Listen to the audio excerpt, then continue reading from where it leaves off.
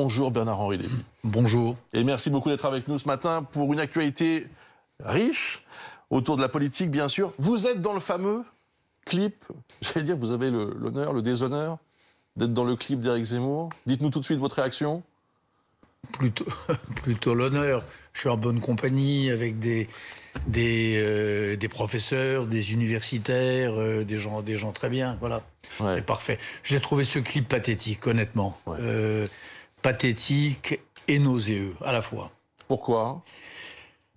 Pourquoi ? Parce que bricolé, parce que balayant et véhiculant des thèmes infects qui ne peuvent que mettre le feu dans les esprits, et parce que je trouve que c'est étrange. En voyant cette séquence hier, j'étais à la fois très en colère contre la mauvaise action que cet homme est en train de commettre, l'incendie qu'il est en train de créer.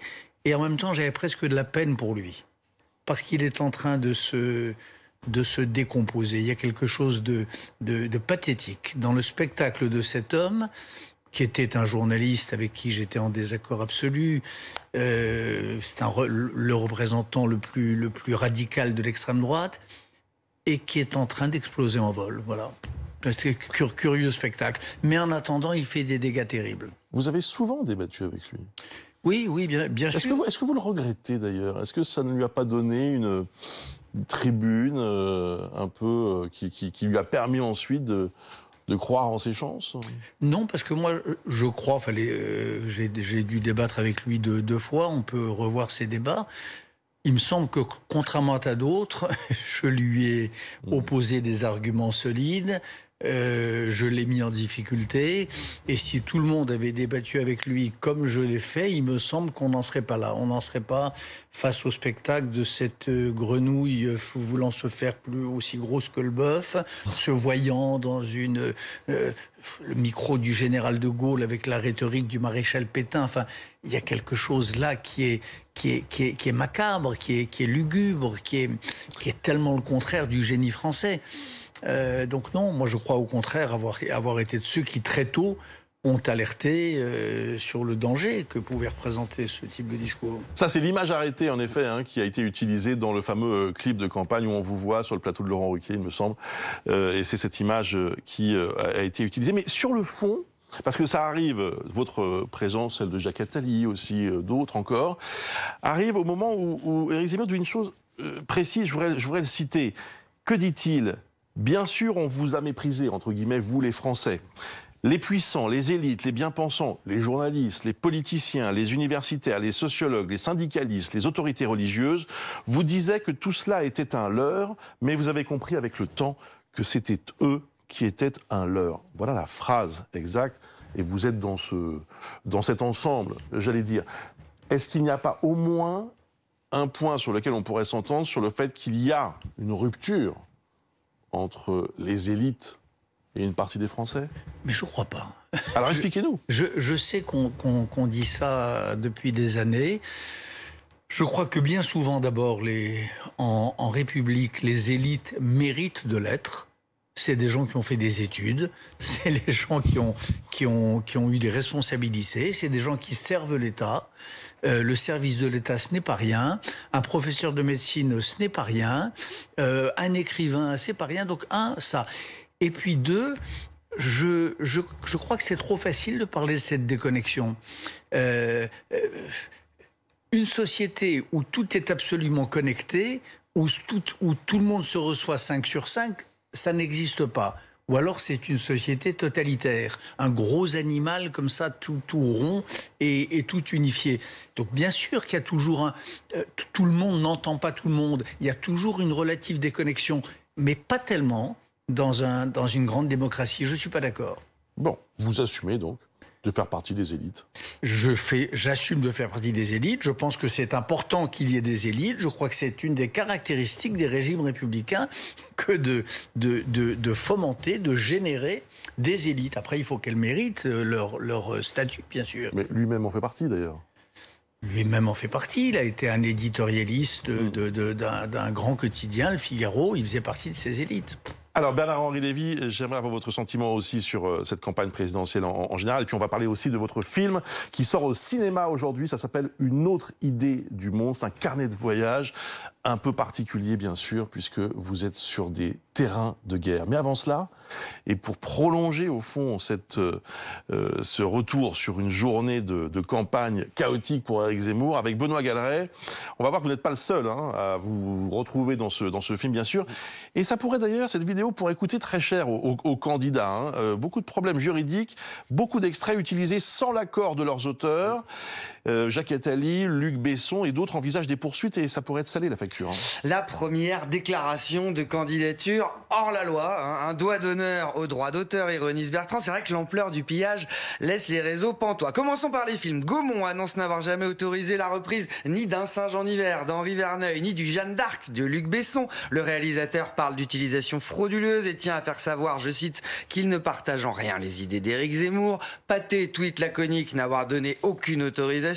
Idem pour Studio Canal, qui détient les droits de 4 autres films qu'on voit dans cette vidéo. Quai des Brumes, L'Éclipse, À bout de souffle, Les choses de la vie. Ça commence à faire et toutes ces entreprises disent ce matin se réserver le droit d'entamer des poursuites. Mécontentent également les personnalités qu'on voit apparaître dans cette vidéo. Droit à l'image, on en parlait, bien sûr. Jacques Attali met en demeure Éric Zemmour de retirer le montage sous 24 heures, sinon procès. Valérie Trierweiler, l'ex-compagne de François Hollande, exige le retrait immédiat de son image dans, je cite, ce clip abject aux antipodes de mes convictions. Même les bâtiments sont furieux. Le château d'Ussé en Indre-et-Loire, piraterie pure et simple, s'emporte le propriétaire.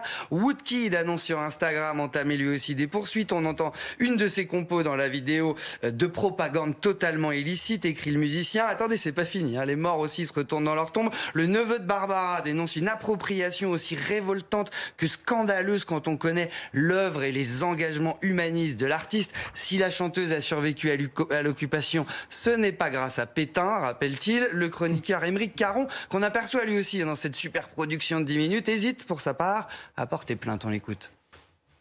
Ça ne me choque pas du tout d'être identifié comme un adversaire de Zemmour. Ce qui peut me gêner en revanche, c'est la méthode. C'est-à-dire qu'on peut quand même considérer qu'il est curieux que dans un clip de lancement d'une campagne présidentielle, une personne, un candidat, choisisse de jeter à la vindicte des noms, des portraits. Émeric Caron. Donc des médias pourraient s'associer à ces poursuites. Du journaliste indépendant Clément Lano aux géants que sont l'INA, Radio France ou France Télévisions, personne n'était au courant. Problème, les images télé coûtent cher, très cher même pour les archives de l'INA, dont les équipes sont bien évidemment en train d'expertiser le clip, disent-elles Talibé, avant de réclamer leur dû. Le directeur de la rédaction du Huffington Post assigne lui aussi pour 2 de ses vidéos reprises telles quelles. Jamais nous ne laisserions notre logo sur de la communication politique quelle qu'elle soit, c'est comme ça qu'il s'explique. Alors, on vole des images, et encore Quotidien qui s'amuse avant d'annoncer que l'argent qu'ils recevront de Zemmour sera reversé en aide aux migrants. On arrête là. Interrogé sur cette calamiteuse entrée en campagne, Éric Zemmour répond ceci. Les querelles de juristes doivent s'intéresser aux juristes. Moi, je ne m'occupe pas de cela. Il n'est pas concerné. Non. Certains parlent en ligne d'amateurisme total. Est-ce que c'est d'ailleurs la piste la plus crédible? Réussi ou pas? La vidéo, elle vient de franchir les 2 millions de vues quand même sur YouTube. Elle y est toujours ce matin et c'est surprenant parce que normalement, la plateforme, elle supprime maintenant très vite les contenus droits d'auteur. Ça saute dans l'heure. Là, le buzz est tel. Peut-être qu'ils préfèrent laisser un petit peu tourner les compteurs. Selon les calculs, je termine là-dessus, il y en a quand même pour 100 000 € d'image, peut-être 300 000 avec les pénalités. Certains juristes en ligne parlent de peine de prison, mais tout est sous contrôle, assure le porte-parole des amis d'Éric Zemmour.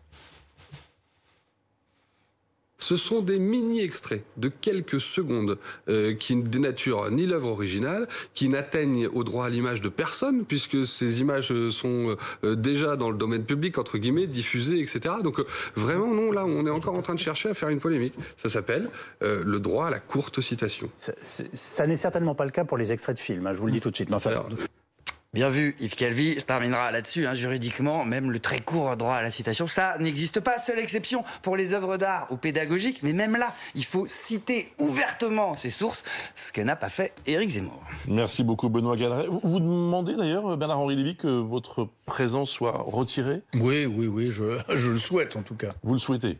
Pas au point d'engager des poursuites judiciaires? Je n'y ai pas pensé, non.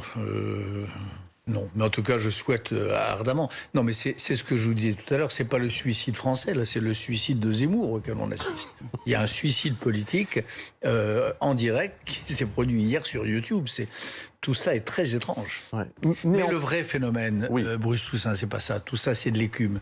Le vrai phénomène, c'est qu'on est aujourd'hui dans un pays où il y a 30 ou 35% des Français qui s'apprêtent à voter pour l'extrême droite. Et si vous ajoutez à ces 30 ou 35%, les 10% de Français qui s'apprêtent à voter pour, disent-ils, pour l'extrême gauche et pour Mélenchon, ça fait beaucoup d'extrémistes pour cette présidentielle qui s'annonce. Que se passe-t-il ?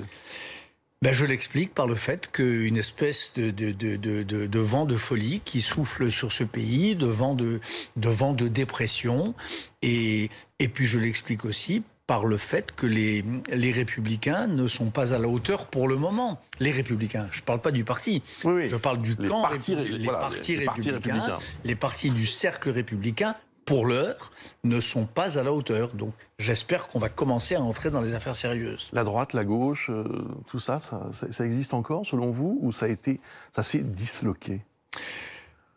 Je crois qu'il y a encore des sensibilités de droite et de gauche, et puis il y a d'autres clivages. Aujourd'hui, les vraies questions, c'est pas celle-là. C'est pas si on est de droite ou de gauche, c'est comment on se positionne sur les grands enjeux du monde. Qu'est-ce qu'on fait face au terrorisme ?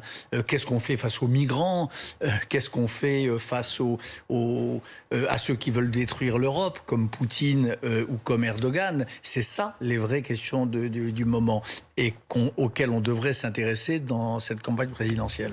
Alors, ça fait partie notamment des sujets qui sont abordés dans votre film Une autre idée du monde. Mais avant de vous interroger, de voir ensemble la bande-annonce, j'aimerais qu'on revienne sur ce qui s'est passé la semaine dernière, avec la mort de ces 27 migrants